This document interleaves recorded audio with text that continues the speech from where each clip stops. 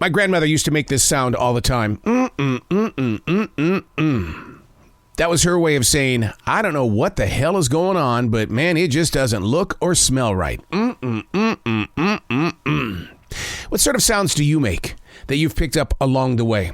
I know that even while I'm yawning, I feel like my grandma Dobrins is right here with me because I don't just yawn, I go, you feel that? Yeah, that's my grandma Dobrins. She's making her way through my life.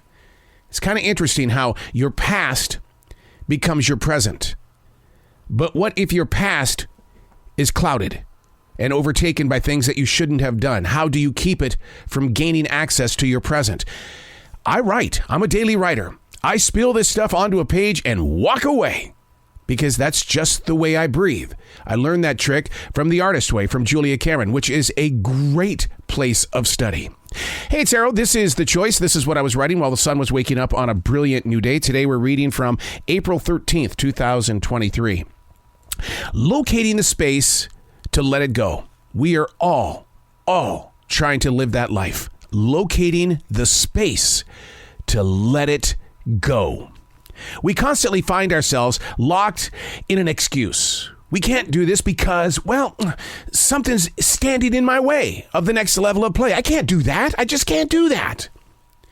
During the COVID lockdown, my wife and I were doing something really good. It was a thing called the Swedish death cleaning. If it has no value to you or someone in your family, let it go. We stopped because the trash cans became too full too fast. And then, just yesterday, this is 3 years later, we discovered this thing called the foxhole. Take your excess weight there. Rid your world of the mess that you're leaving behind. So, over the next couple of weeks, maybe months, maybe a year, we're going to be concentrating on thinning out the collected, which also includes years of radio tapes and tools which no longer can be used in the industry.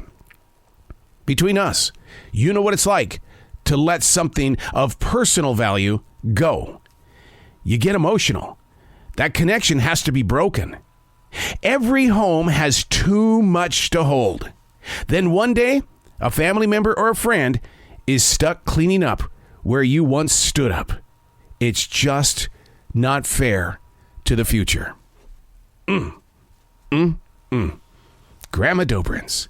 Locating the space to let it go. Now, it's interesting that I bring up Grandma Dobrins because I do remember going into her home after her transition. And I do remember my mother discovering things that she had no idea that her mother had. And it was a moment where she goes, I don't know why they kept all of this. And I wonder if that's not going to happen in the household that my family has in Montana now that my father and my mother have transitioned. Has anybody gone into their closets, into their crawl spaces, and have they said, oh my God, what were they thinking? Why did they save this? The one person that was protecting it was my sister, who just recently passed about a month ago. So now I wonder, her sons, will they be the ones that walk into that area that is drastically cluttered with history of collected everything? Because I know my mom and my father collected everything.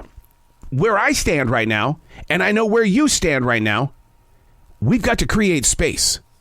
Because if we don't create space, we know in our hearts through experience that someone's going to say, what? I had no idea. And see, the thing is, you're not going to be there to defend yourself. One day, a family member or friend is going to be stuck cleaning up where you once stood up. It's not fair. Begin a journey. The Swedish death cleaning is very real. I don't like the title. I don't. But that's what it's called. Look it up. Begin the process of cleaning up your mess. I'm Arrow, and that's what I was writing while the sun was waking up on a brilliant new day.